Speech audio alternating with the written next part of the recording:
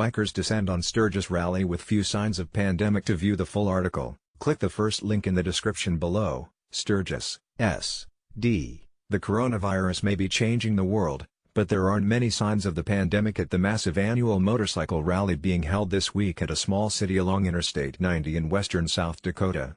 The scene over the weekend at the 80th Sturgis Motorcycle Rally was familiar to veterans of the event, with throngs of maskless bikers packing the streets.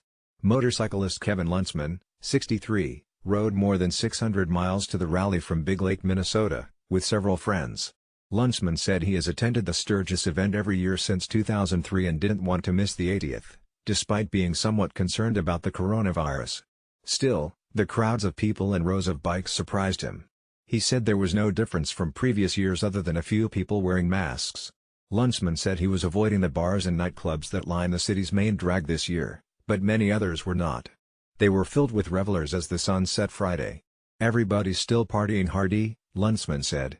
Organizers expected the overall crowd to be smaller, perhaps half the size of a normal year, when some 500,000 people from across the country roar into a town whose population is around 7,000.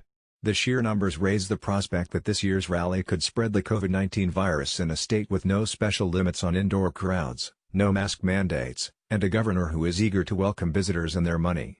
"Screw COVID," read the design on one t-shirt being hawked at the event. "I went to Sturgis."